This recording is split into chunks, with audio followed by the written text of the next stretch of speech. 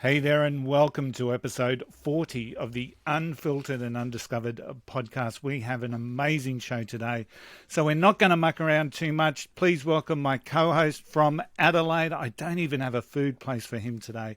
My co-host, Phil, you don't have a food. Tave Normally you have Bragg a food from place Adelaide. here. So we can talk West End beers, we can talk about Adelaide Hills wineries. But Braggy, how's your week been? It's been busy this week. We had a hailstorm. Remember last week we did the thing and we had a hailstorm caused millions of dollars worth of damage on all the wineries up there. So that's not No, good. it's not good at all. And let's us. hope your internet stays well as opposed to last week when we did have some challenges. Well, I think that was due to the hailstorm. Absolutely. How exciting is it? Let's go straight into it. Please welcome, direct from Nashville, the country music capital of the world. We've got Allison Asarch. Oh, you've been dying to say that, haven't you? I know. You've been dying to say that. Absolutely. Allison, so grateful for you to be with us today. How are you? I am doing so well. Thank y'all so much for having me. I'm so happy to be here. We can see that. You've got a great smile. So, Thank you. Thank you. Allison, share a little bit about the Allison Asarch story. Yeah, so I've sung my entire life. Singing is my passion and entertaining. I love to do it. And I grew up singing in choirs, at family gatherings, just random places, like that. And then when college kind of came around, I knew I wanted to get a degree, but I knew music is what I wanted. So I was like, what should I do? And my college counselor said, well, actually, you could sing opera for college. And I was like, what? Okay. Are you sure? And she was like, yeah, that's, how you get involved in music. So I sang opera in college.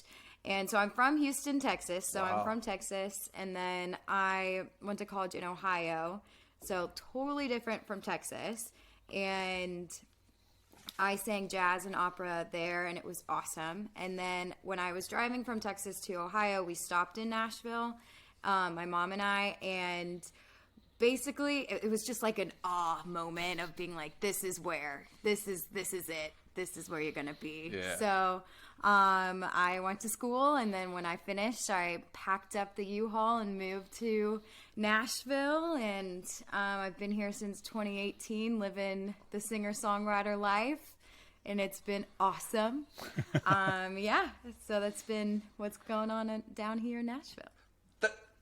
That's got to be scary. That's a scary move. I mean, It is. I came here knowing no one, and my mom and I literally drove around Nashville looking for places to live. Basically, just drove around looking for rent signs, and luckily I found the best spot, which was really great. And I was there for a little bit.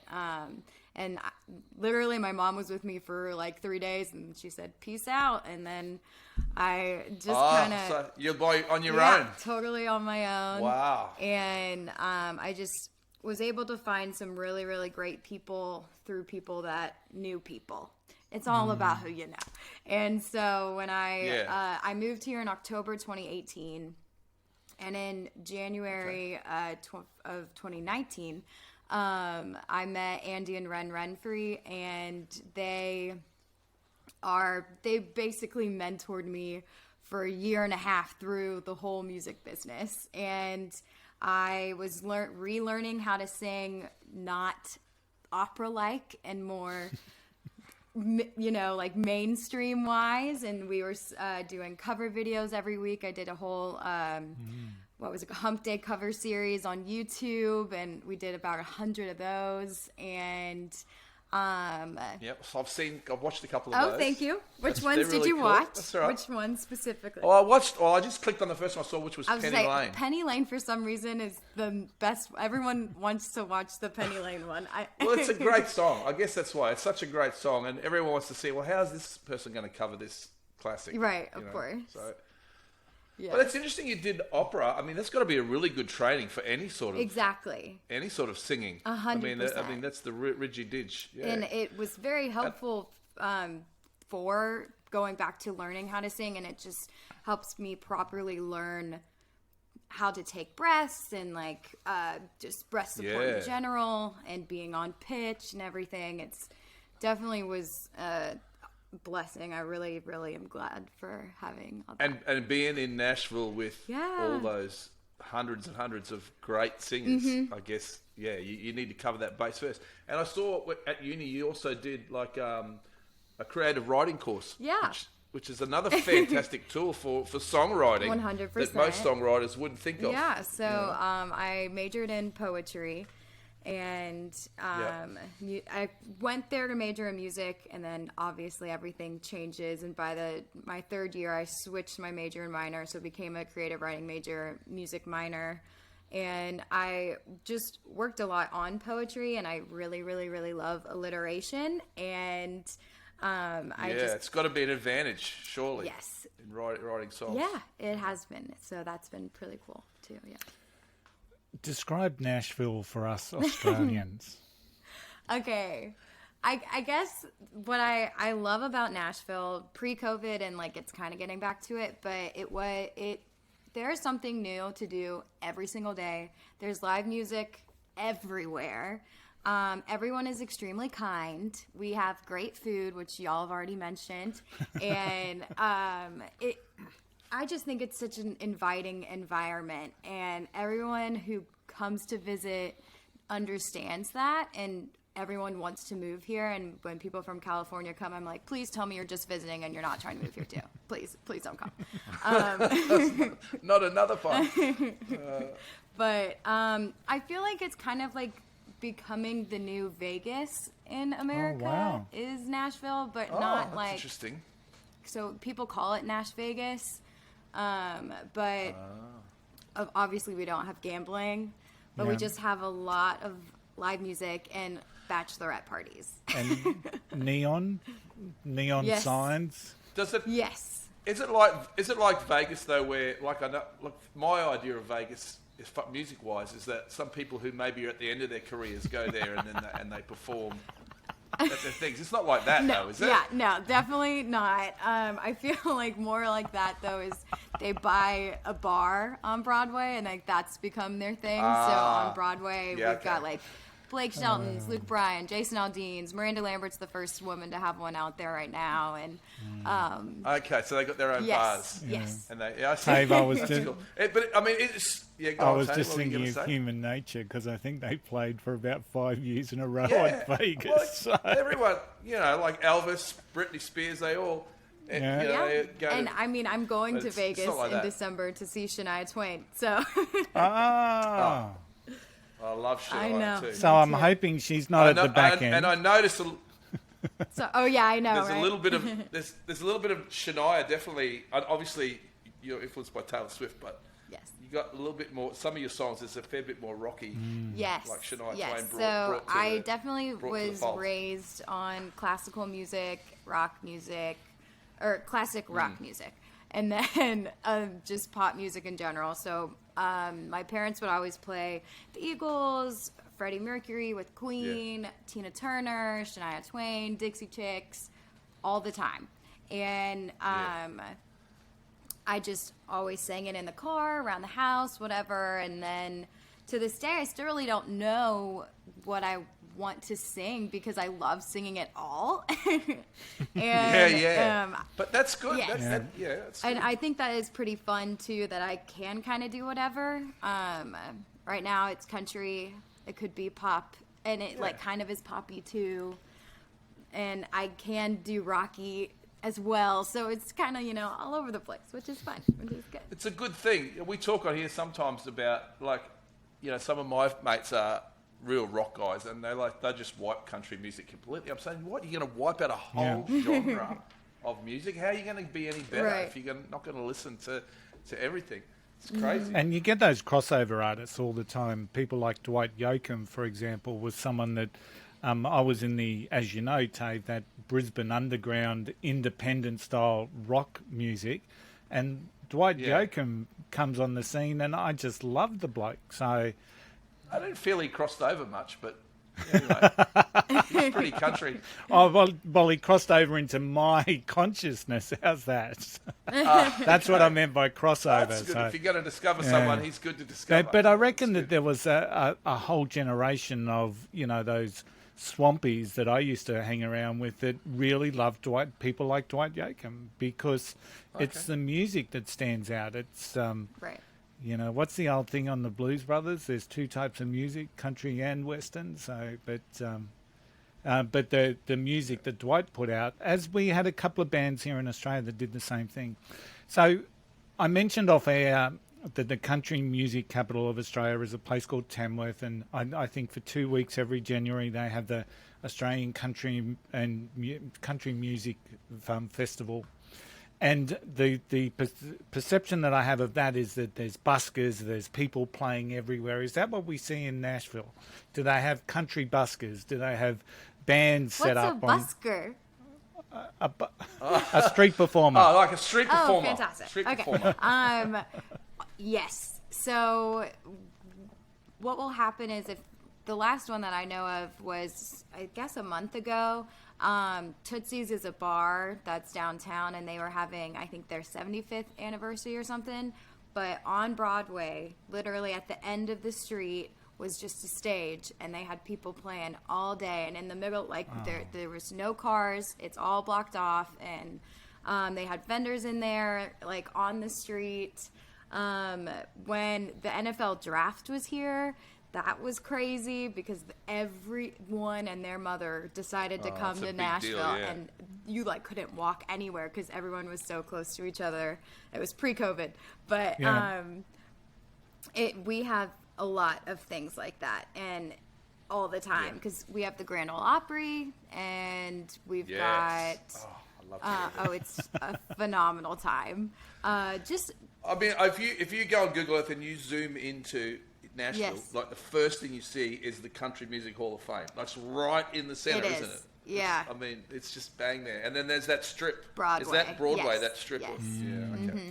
So how do you get seen in a place like that with so much noise?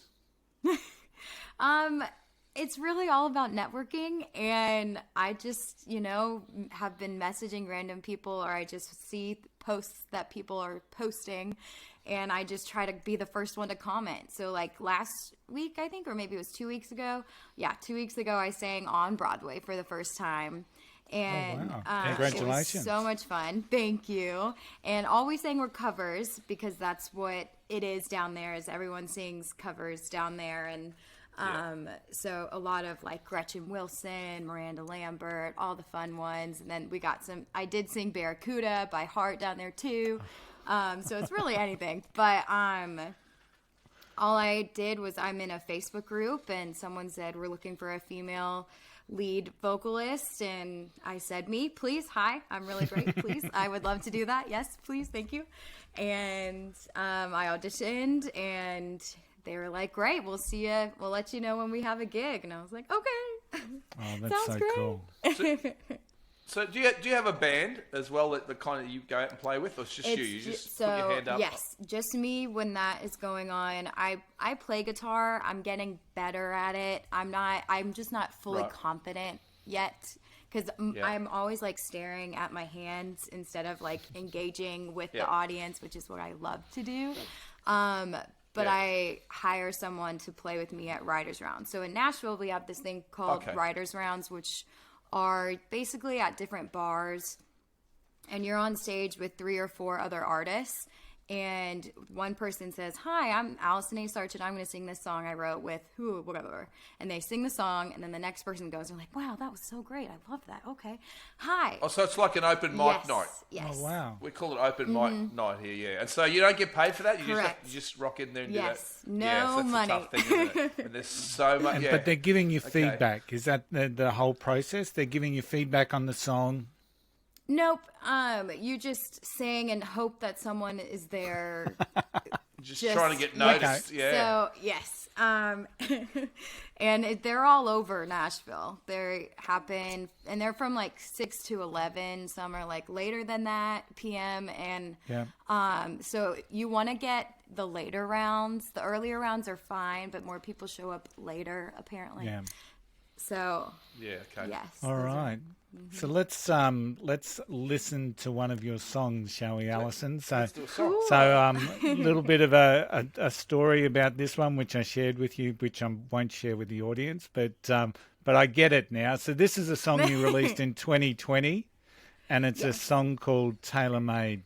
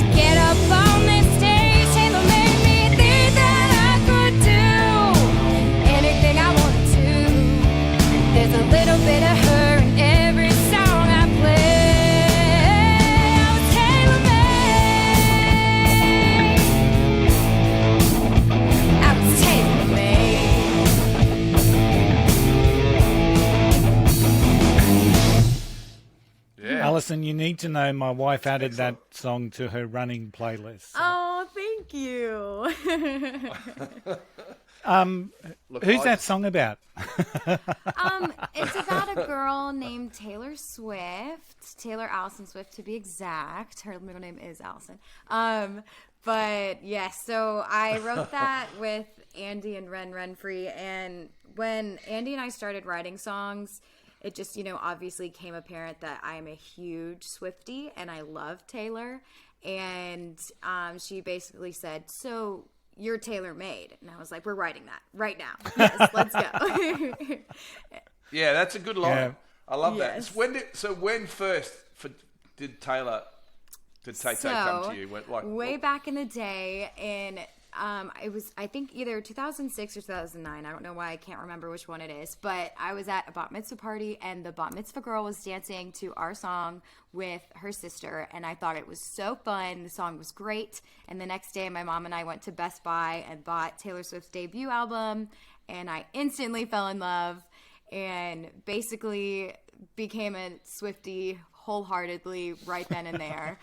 Well, look, I'm a massive Taylor Swift fan. I love her, and I get shit from my mates from that. But I said, mate, I say to the guys, watch her Tiny Desk concert where she comes out and just plays the guitar and sings, and it's just like she is so fierce. She is. I love her. I do too. I think it's fantastic, and I think what you're doing and what you're trying to do here is it's a tradition of American country music that goes right back to Patsy Cline, Reba McEntire, just that big range of those solo girls who did it tough and just believed in themselves and went for it. That's what it's about, huh? 100%. That's one of the things I love. America gets some bad press, but the thing I love about America so much is that they dream and they're not afraid to dream. And I just see from your personality, like you're there slogging it out, playing in the bars late at night, and you seem so happy. I'm just like, I don't care, I'm just going for it. It's such a great I'm living my dream. I really am. I mean, I really I guess, it's a blast, and I think Taylor, I kind of, gave me that confidence to do that, and being a fan of hers for a very long time has helped me. And I mean, when I was in high school and my boyfriend broke up with me, I wrote a song right then and there. And I wouldn't have done that if Taylor didn't do it. So yeah, but you're writing about yourself, and that's a really important thing. A lot of people, when they start writing songs, they'll start trying to write songs like their heroes instead of writing about what you know. I guess you probably learned that in creative writing. You write it. The best thing is to write about what you know. So you write about yourself, because most of the time other people have gone through that same thing and they can relate to it. And I've got to say that starts with such a kick-ass line with Taylor made me put on cowboy boots and cotton dresses. Yeah, that's a good line. Thank You just go, you know what you're in for. It's right. It's a great little song. So, and once again, you can feel that rock that sits inside that song. You can see where your I suppose your influences have come from. It's not what I would call a traditional country song, but it's really clearly got a great aspect of that dirty style of guitar that's sitting in underneath the song. I love it. And as I said, my wife's now got it on her running list, which, by the way, is one of the key determinants on whether the song is good or not. If Sharon puts it on her running list, it's a good song. So that's all I aim for with my songs, Philly. You know that. That's all I aim for. So what level of success did you have with Taylor Made? So what's really fun about this specific song is it is obviously a Taylor Swift anthem, and I've met a lot of Swifties who really relate to it and love it. And so it's been really great. And I was on a different podcast, on a Swiftie podcast recently, and we kind of talk about Taylor Made, and that's kind of how they found me, was from that song. And basically, I wanted that to be the first song that I released anyway, because I felt like it was just a really great introduction to me. And most people who know me understand that I have a little obsession with Taylor, and it just made sense because I knew I needed like how you know a middle name. Yeah, I know way too much about her, and we're gonna be best friends when I'm famous. It's fine. She's understands. It's okay. It's totally fine. But I just knew that song was definitely the one I wanted to release first, and it's the most, out of all my songs so far, it's gotten the most listens. I don't know if that's because it was the first one I came out with, or if because it's a Taylor banger, or because it's just really fun. But it's... Where does it sit in your ranking of your songs? Do you like it? Because you know how you listen to, you hate it. You love it when you first do it, and then you go, oh no. I hate No, Taylor Made's still up there for sure, because I think it definitely has just that love in there. And in the song, I say I'm because of her, I found the guts to get up on this stage. So when I sing that, I'm always like, oh, I'm here. I am doing it. This is so cool. Yeah. And maybe she's heard it. I don't know. It is such a strong song, and when I posted about our interview today through Facebook, the way I described the song, it's like a song for strong women who are inspired by strong women. I love that. Thank you. That's great, yes. Yeah, I'm going to quote you and put that on my website. Absolutely. And because it's just such a strong song. And it's exactly 3 minutes. So well done. I know. It is exactly 3 minutes. Thank you.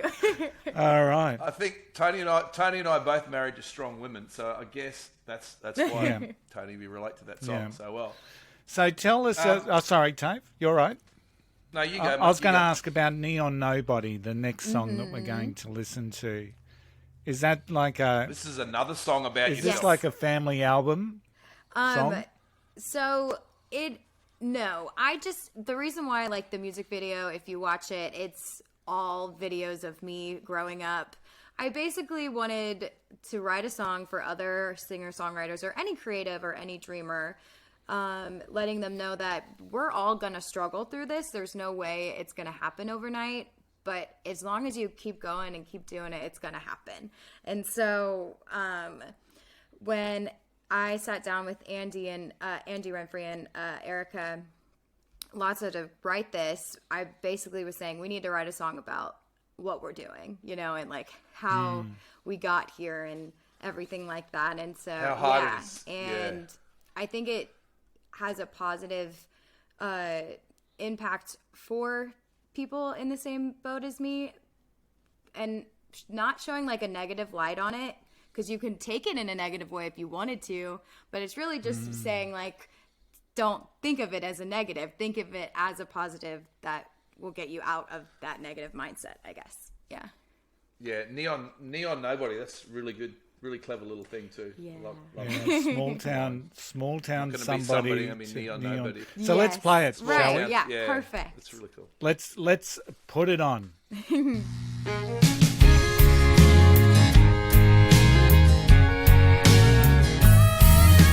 Friday night national anthem start, where everybody knows who you are. Another homegrown dreamer. Packed your graduation Cherokee, running on hope and gasoline. A road less traveled, believer. You leave what you knew in the rear view, betting on what's waiting on you. In that town where everybody's trying to find three chords and the truth. Gonna take some work, take some time, 'cause there's a million others like you trying not to be a small town somebody or nobody.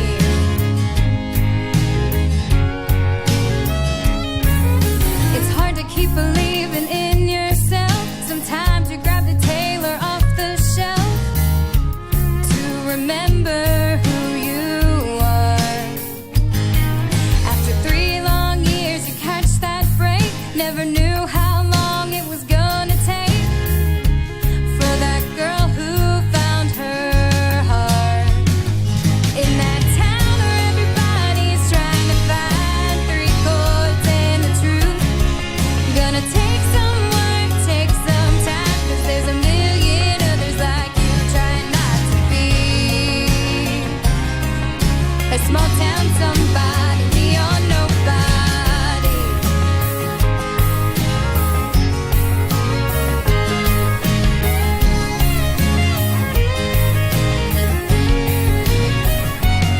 You got 1 in a million shot in the dark at anybody knowing who you are. So keep the faith and sing your songs. Wait your turn no matter how long. In that town where everybody is trying to find three chords and the truth. Gonna take some work, take some time, 'cause there's a million others like you. In that town where everybody's trying to find three chords and the truth. Gonna take some work, take some time, 'cause there's a million others like you trying not to be a small town somebody or nobody. Nobody wants to be a small town somebody or nobody. 3 minutes Yeah, it's a good and song. 4 seconds once again. Totally successful. Almost perfect as a song. But once again, some of those words, Allison, like three chords and the truth, in the town where everyone's trying to find three chords and the truth.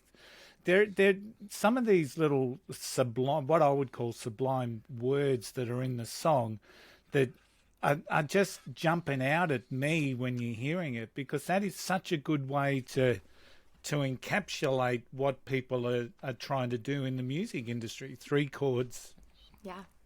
And the truth. That's an old Bob Dylan line, I think, from somewhere. It but is? That's good. Yeah. It's good. That's all right. Hey, he stole from everywhere. You can't steal from a thief. That's fine. That's great. I really like I'm a road less travelled believer. Mm-hmm. That's a good line too. Yeah. The lyrics in this one are much. Did you write this one's after Taylor? Obviously. Yes, we wrote this one. I think like a year later. Yeah. And I have a Jeep Cherokee, so I did pack the U-Haul and my Jeep Cherokee. Yeah, I heard all those things, and it's just so all those old photos. So your mum must be massive supporter. Oh yeah. Everyone in my family is just so happy and love what I'm doing and support me incredibly, which has been really great. Did she sing as well? Nope. Was she a singer? Nope. But I was in the womb at the Eagles concert in San Antonio. And so we like to say that is how I got my music talent. Yeah. So once again, I'm just going to dive into a line. Sometimes you grab the Taylor off the shelf. What is that referring to? So I was referring to it as the guitar, like a Taylor guitar. And then when I was doing my Swiftie podcast, she said I took it as like a Taylor Swift like album or something, like taking off with Taylor. And I was that's like, what I took it as too. That's perfect for me. Taylor guitar. I mean, because it makes so much more sense for me because I don't have a Taylor guitar yet, but it just really makes sense. With that, and now I'm like, oh duh, of course, that's what I meant, right? So you can take it either way, but it was meant to be Taylor guitar, take the Taylor off the shelf, but I also like the idea of it being like something with Taylor Swift. Yeah. And either way, it's inspirational, so it's cool. Yeah, exactly. So when you're trying to make it here in a place like that, if you go to New York, you go to Nashville, so. What I'm just thinking, you have to have a good voice, which you've got. You know, you have to have a good song, and you have these days. And I don't know if it's a good thing. You kind of have to look. You have to have a look as well. It's a sad truth. It's a sad truth. Like you look back at some of the, like I talked before, some of those old like Patsy Cline and those guys. They were beautiful ladies, but they were, I don't want to say anything. They were fairly ordinary looking. You know what I'm trying to say. I'm getting myself in trouble if I keep talking that. I don't mean that. I just mean it sucks that the industry does that. But what do you think's the most important thing out of those? And then there's luck as well. There's a lot of luck. And that's kind of like the crazy thing about this industry is I'm still learning every single day because I don't have a label. I don't have anyone backing me. It's all basically me trying to figure out the best ways to get myself out there. But that's how it is. That's how it is now. And because of COVID, I think it kind of helped all of us in a good way. Because with social media, we found a new way to promote ourselves that we kind of already were doing, but not in the way that we are now. And I think... And personally, I hate social media. I think it's so awful. Oh my gosh! Yeah. So that's why I pay someone to post for me. But you have to do it. I mean, we had an agent on one of our talks, didn't we, Tony? And he said he's an agent in Sydney, the biggest city in Australia. And he said, we said, pubs.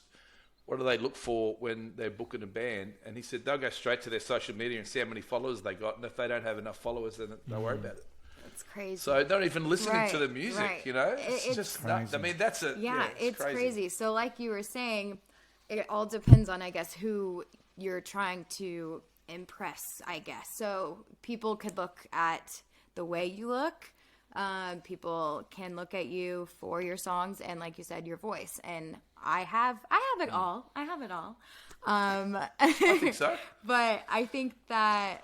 I think the songwriting's the most important thing. I think if you've got a great song... Thank you. Someone's going to listen. That's what I think, and I'm really proud of all my songs too. I think that they all kind of are there. And people tell you not to call them your children, but I definitely call my children my songs my children because I don't have any children. But I think they're all different, and like I was saying earlier, I love that. I love that I can try different types of songs. And when my album comes out in February, I have 5 new songs on there that nobody's heard before that are also different, and they all kind of have their own little genre, which I love. And it's mostly country, but like they're like different types of country, I guess you'd say. I really like Cotton Dress. Thank you. I was hoping we could play that one because I really like lyrics. So I didn't write reminds Cotton me of Dress. So I didn't you? Andy and Ren, who are like the most amazing humans. Yeah. When I met them that night, they said we're playing a show if you want to come listen, and they played Cotton Dress, and I just was like, that is the best song ever. That's my favorite song. I love that song. I love that song. It sounds like a Dixie Chicks right? And song. so, funny enough, I love the Dixie they are Chicks so like much. singing as a duo, and it's totally different from the way I sang it, which I also love. Theirs is like a 4 to 5 minute long song, and mine isn't that long. Yours would be 3 minutes. I can't. Right, exactly. Would be 3 minutes. And when we were making the album, I knew I wanted 13 songs because that's Taylor's favorite number, and I wanted to give her a little nod there. And we had 11, and I needed 2 more. And Andy said, do you want to cut Cotton Dress? I was like, I thought you'd never ask. Oh, yes. Please, please, please, please. Please, please, please. So then I sang Cotton Dress. And it came, it's a fun one, too. It is a great song. Yes, I love it. It is. Alison, we've been going for about 36 minutes according to my studio timer, so it's I think we could talk forever. But seriously, we need to get you back in February for your album. I'd love to. Yeah, for sure. Yeah, that'd be great. And talk some more about some of that. So yeah, for sure. So in a world, if you had a magic wand, what's going to happen with Allison Asarch? In 5 years, I will have been nominated for Grammys, maybe 2 or 3. I will have gone on at least a U.S. tour and then talking about a world tour. Well, just down to Australia. I know, right? I mean, I'd love to come to Australia. I've never been, and my sister has been dying to go to Australia her entire life. So if I went, she'd have to come with me because she'd kill me if I went before her. Well, as you climb up the charts, make sure you tell everyone about the Unfiltered and Undiscovered podcast. I will, for sure. So you've just got to indulge us now just for a little bit. Yes. Tave and I have a segment every podcast where we talk about our undiscovered 7-inch singles in our record collections. I'll let Tave go first. I'm first again. I'll let you go first. Okay.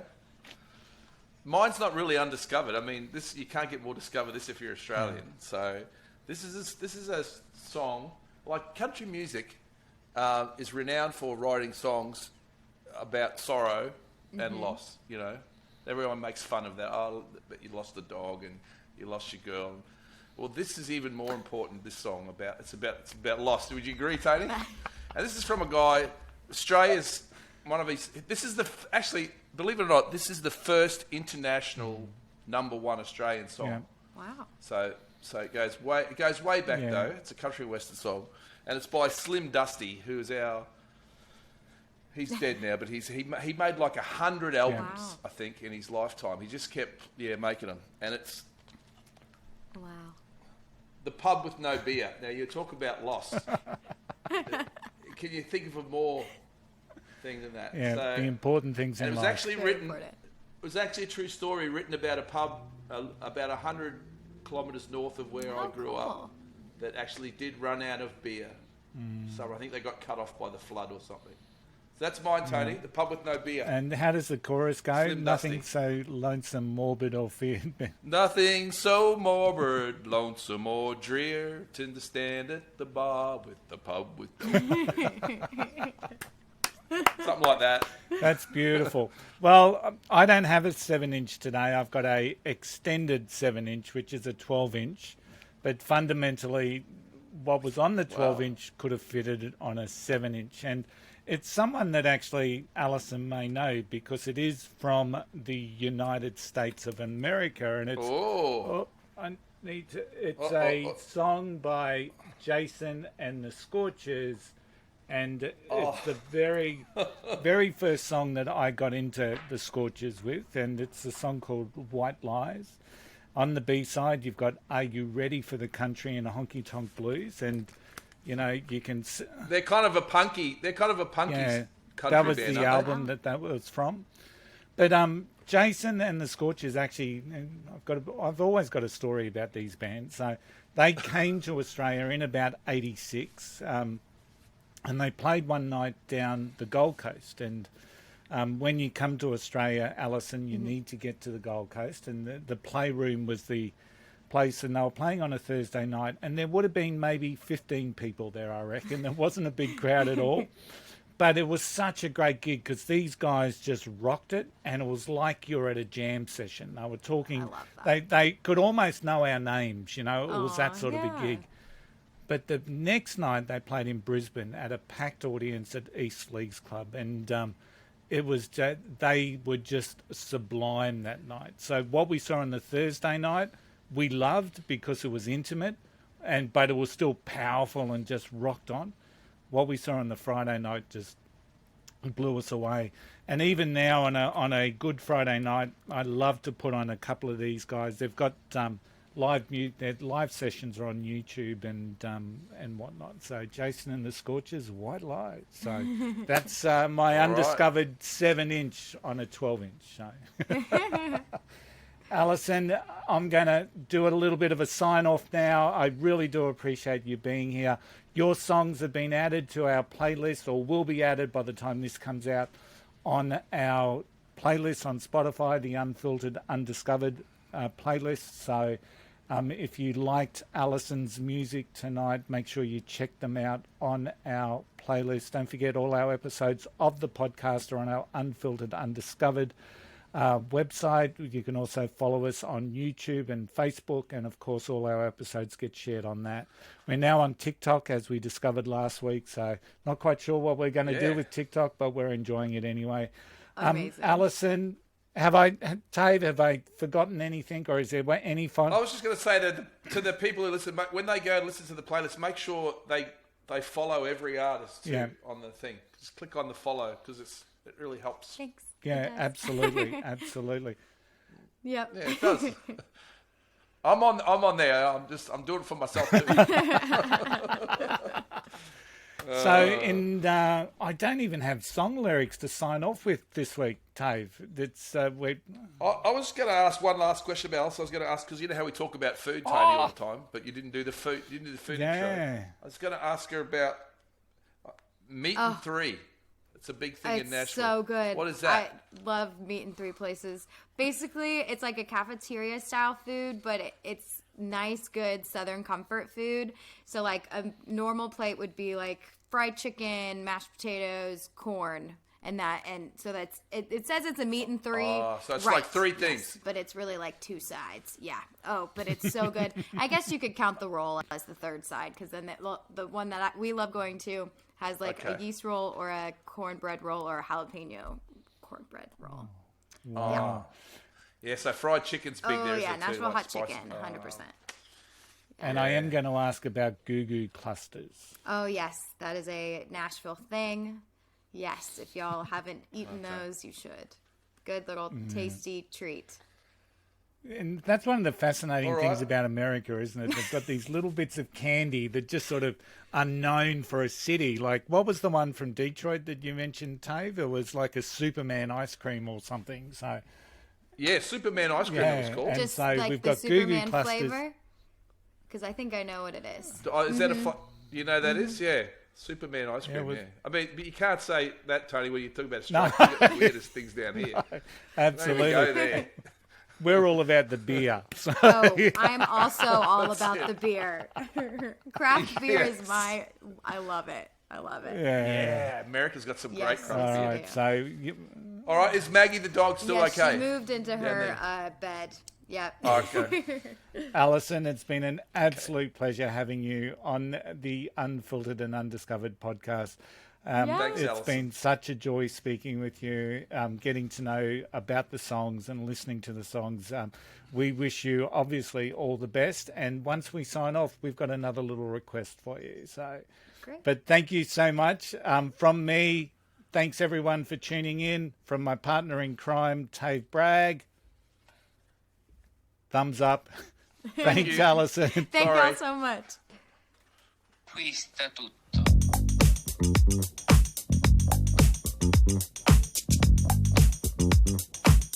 L'amore conquista tutto.